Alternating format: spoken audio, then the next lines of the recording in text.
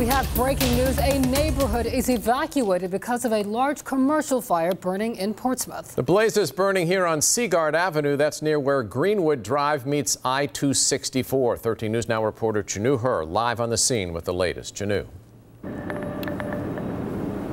Well, David and Regina, the latest updates that we just got is that actually one home was only evacuated, but at this point it has been determined that this fire is no longer a threat to the homes right behind the tree line here or other neighbors close in proximity here. But again, we just found out just now that one firefighter was transported to the hospital in stable condition. As of right now, fire officials are still unsure what caused this firefighter to be taken to the hospital. But again, he or she is in stable condition right now. The good news is, even though this fire was very big, there were no injuries because of this fire, even though there were people inside of this factory when the fire started earlier. Now, we have been told the hazmat crews are on scene because there was gasoline and propane tanks in the building. But again, right now, the fire marshal are still investigating. We still do not know what the cause of this fire is. Again, we just want to reiterate, the fire officials told us there is no threat to any of the homes here or any of the homes right behind the tree lines here.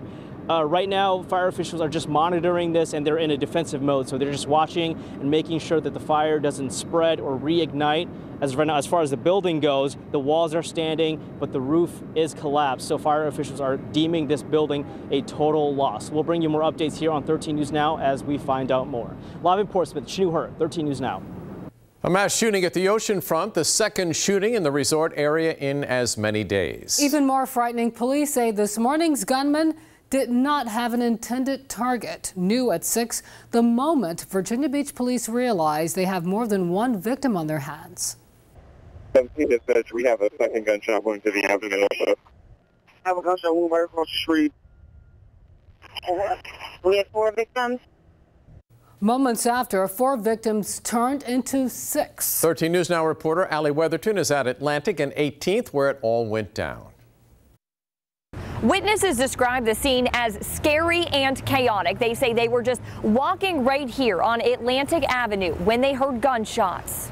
You can see the panic in this surveillance video. As people run down Atlantic Avenue, a woman ran straight into OMG everything. An employee says that woman told him she thought she was shot, but wasn't. Take a listen to what she told him. The shooter told her, get down, and when someone else tells you get down, and she told me that the guy literally shot right on top of her. Virginia Beach police say someone shot 4 men and 2 women. We just seen a couple people laying down on the ground over there across the street, and then right in front of this store right here, there was somebody laying down. All the victims are expected to be okay. Police believe one shooter fired into a crowd and believe there were no intended targets. It was pure chaos. Like, people everywhere trying to figure out what's going on, trying to figure out what's going to happen next. I reached out to police to see if Chief Jim Severa would talk about what happened. A spokesperson says, quote, no statements will be given until the chief has an opportunity to speak with City Council first. So I reached out to Mayor Lewis Jones. He says what happened early this morning was, quote, distressing to all of us. Anything like that would occur at the Oceanfront, and it's not the kind of behavior that we want to be taking place at the Oceanfront. And we do everything we can to try to prevent these type of things from occurring. Business owners say they want city leaders to step up and tackle the crime at the Oceanfront. In Virginia Beach, Allie Weatherton, 13 News Now. Virginia Beach police tell us the 4 men and 2 women shot are all in their 20s and 30s, and again, all of the victims are expected to be okay. That was the second shooting at the Oceanfront over the holiday. Yesterday morning, police say a fight led to shots fired outside the Best Western Plus on Atlantic Avenue. That is near 14th Street. 1 person hit, should be okay. A North Carolina man, Sherwin Tan, faces assault and gun charges. A few showers have moved through, and we're watching the chance for more. You can see them off to the west. As for right now, beautiful skies from Virginia Beach to Norfolk all the way to Newport News. What's in store for this evening, Evan?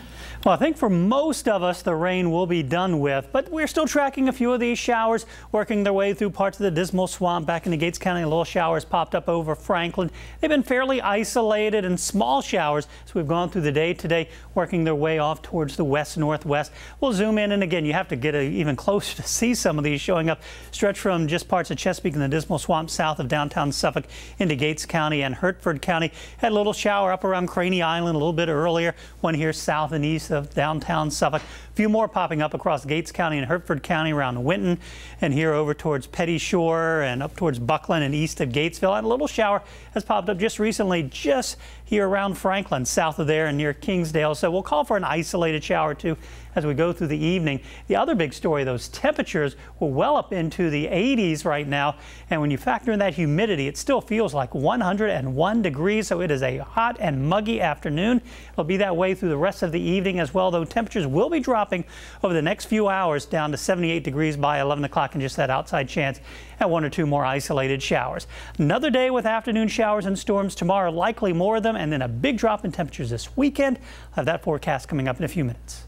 Developing news in Hampton, a pit bull is shot dead by an officer who says he feared for his safety. Around noon, we're told the dog attacked and bit a woman on her property and then started roaming Woodcrest Drive. An officer tried to capture the dog with a catch pole, but the dog charged the officer. The officer retreated near his patrol car, but police say the dog kept advancing, and that's when the officer shot the dog, killing her. The woman who was attacked is doing okay. Tonight, we hear from that woman. A Portsmouth firefighter, 51-year-old Mark Stuck, faces a judge. His alleged crimes: setting dumpsters on fire in Chesapeake. 13 News Now reporter Jacqueline Lee was in the courtroom and has the new details. Jacqueline. David, I got a hold of these court documents today, and I found out how investigators tied the crimes to Stuck and why he allegedly did it. Throughout the course of last year, someone started several dumpster fires behind this Chesapeake restaurant. According to court documents, investigators installed hidden cameras. What they found landed Portsmouth firefighter Mark Stuck in court Thursday. The man who spent the last 30 years fighting fires is accused of starting them. Facing 5 felony arson charges, Stuck waived his preliminary hearing, choosing to go straight to trial. This is the proper step in his case to obtain what we hope will be the best outcome for him. Documents reveal Stuck admitted to investigators that he set the fires. He said he did it 5 times, each time after he picked up food from the restaurant. In a written confession, he said he used his cigarette lighter, would reach into the dumpster, and set a piece of paper on fire. When investigators asked why he did it, he said, "Just being stupid." When asked for comment, Stuck's attorney said, "I certainly don't think commenting on the evidence right now is appropriate, so I will respectfully decline." As for the next steps, Stuck's case will go before a grand jury August 7th. Attorneys will then schedule a trial date. Live in studio, Jacqueline Lee, 13 News Now. Police are still searching for whoever shot and killed a mother yesterday in Hampton. Officers found 36-year-old Kelly Phillips bleeding to death here on Pembroke Avenue. This is the crime scene. Tonight, we're hearing more from those who knew Phillips. 13 News Now reporter Nico Clemens spoke with friends and family. She had a contagious laugh. Tonight, we're learning more about a young mother shot to death on East Pembroke Avenue in Hampton. She had a heart of gold. Police found Kelly Phillips bleeding to death Wednesday at the bottom of her neighbor's steps. She went there trying to get some help. She died at the hospital. It's kind of a surprise to probably everybody in the neighborhood. One of her closest friends, Belinda Kratzer, is still at a loss for words. It breaks my heart that she's never going to get to see her kids graduate, get married, have kids, be a grandma. Kratzer says they were friends more than 20 years. It was comical because I was like the best man because when they got married. Kratzer says Kelly was always working several jobs to provide for her kids. She made everything in her life the way she wanted it and was always trying to better herself and for her and her children. I spoke to several people about Kelly, friends, neighbors, and relatives. Her sister-in-law, Yvette Phillips, lives in New York, but sent me a statement saying, "Every time I spoke to Kelly, it was always about her working hard and trying to get whatever the kids needed." She also added, "I pray God helps the police find her killer so justice can be served." We've had cookouts and family get-togethers and Easters together and I've watched her kids grow. We saw family at the home Thursday, all too heartbroken to speak on their loved one. Kratzer says what hurts the most is knowing 3 kids are without their mother. My concern is I hope somebody keeps these kids together. I'll take all of them. They can be with me. 24 hours later, still no information on a suspect or possible motive. Police really need your help. If you heard anything, if you saw anything Wednesday, please give police a call. In Hampton, I'm Nico Clemens, 13 News Now.